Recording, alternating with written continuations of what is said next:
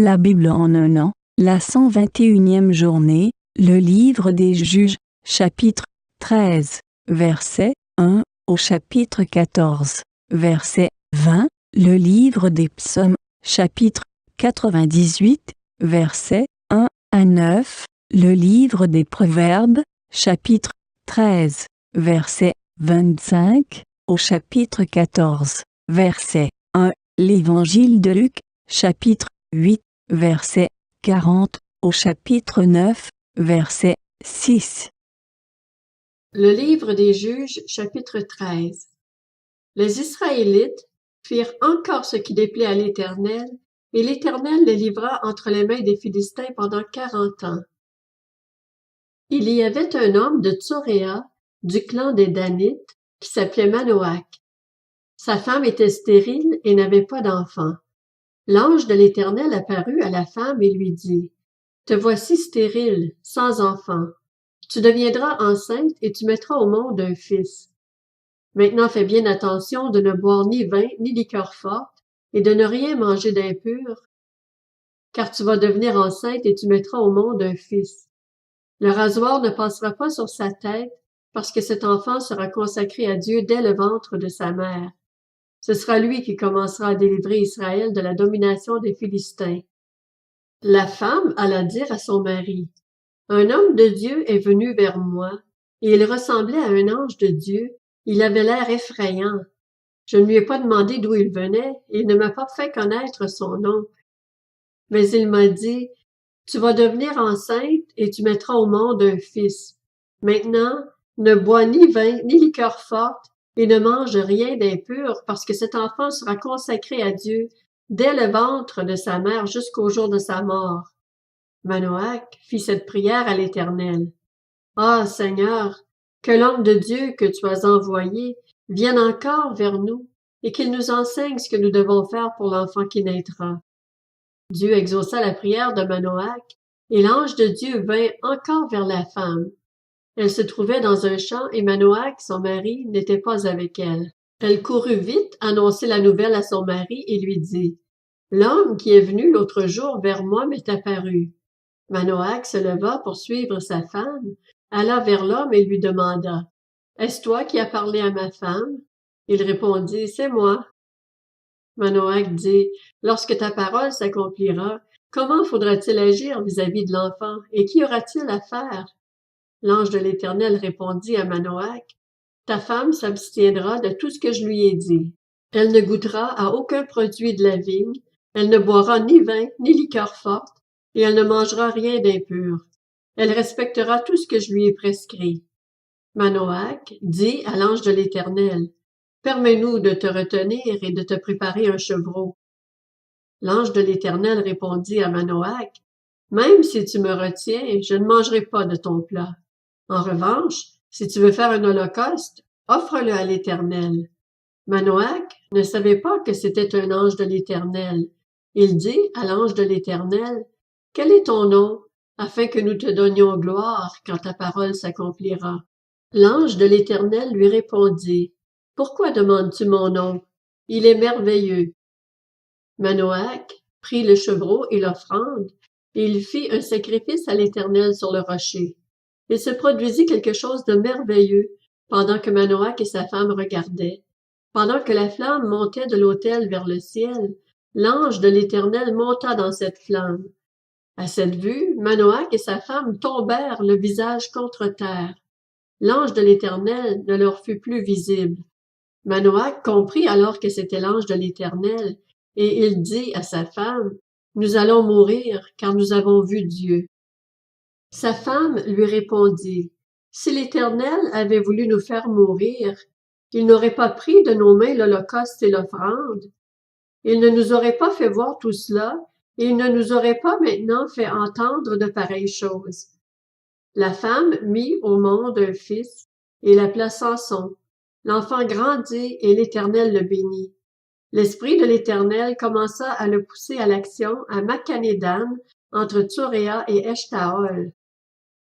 Le livre des Juges, chapitre 14. Samson descendit à Timna, et il y vit une jeune fille philistine. À son retour chez lui, il annonça à son père et à sa mère: « J'ai vu une jeune fille philistine à Timna. Prenez-la maintenant pour ma femme. » Son père et sa mère lui dirent: « N'y a-t-il donc pas de femme dans notre tribu et dans notre peuple tout entier pour que tu ailles prendre une femme chez les Philistins, ces incirconcis? » Samson répéta à son père: « Prends-la pour moi, car elle me plaît. » Son père et sa mère ne savaient pas que cela venait de l'Éternel. Samson cherchait en effet une occasion de dispute avec les Philistins. À cette époque-là, les Philistins dominaient sur Israël. Samson descendit avec son père et sa mère à Timna. Lorsqu'ils arrivèrent aux vignes de Timna, un jeune lion rugissant vint à sa rencontre. L'Esprit de l'Éternel vint sur Samson, et sans rien à la main, il déchira le lion comme s'il s'agissait d'un chevreau. Il ne dit pas à son père et à sa mère ce qu'il avait fait. Une fois descendu, il parla à la femme et elle lui plut. Quelque temps après, il se rendit de nouveau à Timna pour l'épouser, et il fit un détour pour voir le cadavre du lion. Il constata qu'il y avait un essaim d'abeilles et du miel dans le corps du lion. Il prit le miel dans ses mains et en mangea pendant la route. Arrivé près de son père et de sa mère, il leur en donna et ils en mangèrent, mais il ne leur dit pas qu'il avait pris ce miel dans le corps du lion. Le père de Samson descendit chez la femme, et là Samson fit un festin, car c'était la coutume chez les jeunes hommes. Dès qu'on le vit, on invita 30 compagnons qui restèrent avec lui. Samson leur dit: « Je vais vous proposer une énigme. Si vous réussissez à m'en donner l'explication au cours de 7 jours du festin, si vous la découvrez, je vous donnerai 30 chemises et 30 vêtements de rechange.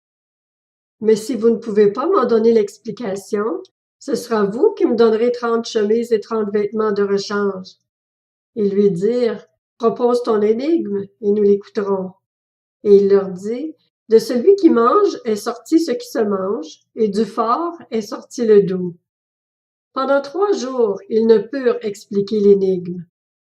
Le 4e jour, ils dirent à la femme de Samson: « Flatte ton mari pour qu'il nous donne l'explication de l'énigme. Sinon, nous te brûlerons, toi et ta famille. C'est pour nous dépouiller que vous nous avez invités, n'est-ce pas? » La femme de Samson se mit à pleurer auprès de lui et à dire: « Tu n'as pour moi que de la haine, tu ne m'aimes pas.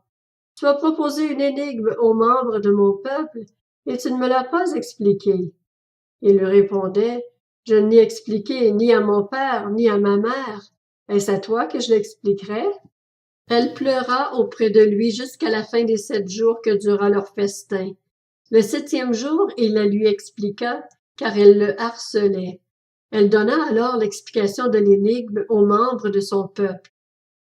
Les habitants de la ville dirent à Samson le 7e jour, avant le coucher du soleil: « Quoi de plus doux que le miel, et quoi de plus fort que le lion? » Il leur répondit: « Si vous n'aviez pas labouré avec ma génisse, vous n'auriez pas découvert mon énigme. » L'Esprit de l'Éternel vint sur lui, et il descendit à Ascalon. Il y tua 30 hommes, prit leurs affaires, et donna les vêtements de rechange à ceux qui avaient donné l'explication de l'énigme. Rempli de colère, il remonta chez son père. Sa femme fut donnée en mariage à l'un de ses compagnons, avec lequel il était lié d'amitié. Le livre des Psaumes, chapitre 98. Psaume. Chantez en l'honneur de l'Éternel un cantique nouveau, car il a fait des merveilles. Sa main droite et son bras saint lui ont assuré la victoire.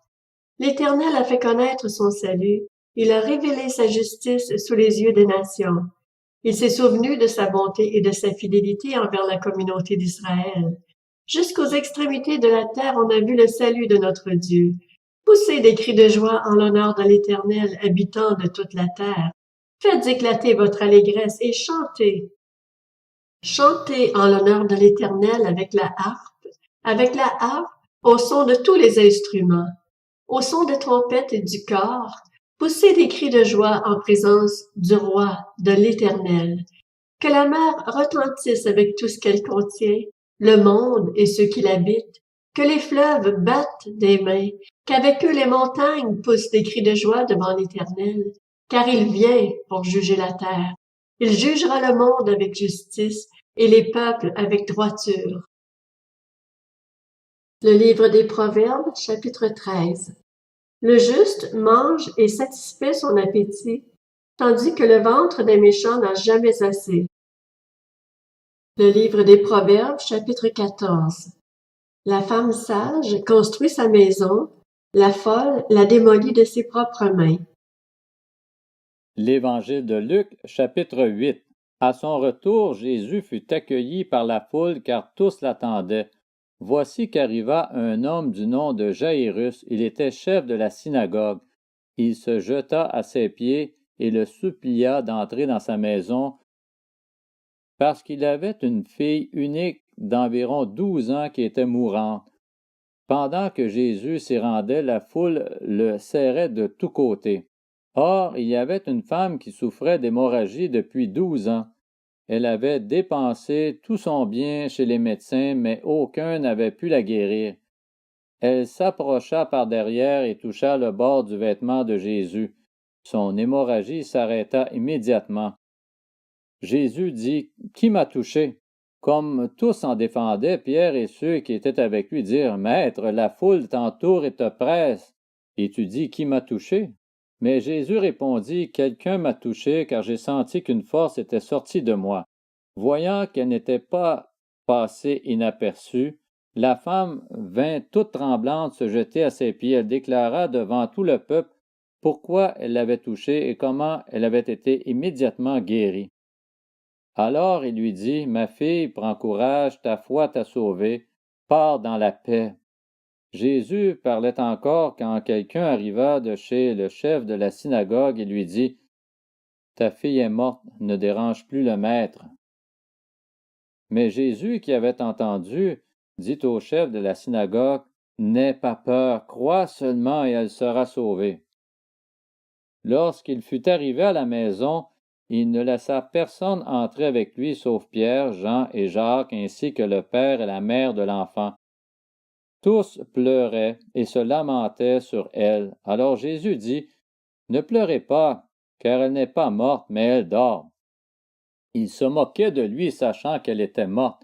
Mais il les fit tous sortir, prit la jeune fille par la main et dit d'une voix forte, « Mon enfant, lève-toi. » Son esprit revint en elle, et elle se leva immédiatement. Jésus ordonna de lui donner à manger. Les parents de la jeune fille furent remplis d'étonnement. Il leur recommanda de ne dire à personne ce qui était arrivé. L'Évangile de Luc, chapitre 9. Jésus rassembla les 12 apôtres et leur donna puissance et autorité pour chasser tous les démons et guérir les maladies. Il les envoya proclamer le royaume de Dieu et guérir les malades. « Ne prenez rien pour le voyage, leur dit-il, ni bâton, ni sac, ni pain, ni argent, et n'ayez pas 2 chemises chacun. Quelle que soit la maison où vous entrez, restez-y, et c'est de là que vous partirez. Si l'on ne vous accueille pas, sortez de cette ville et secouez la poussière de vos pieds en témoignage contre eux. » Ils partirent et allèrent de village en village.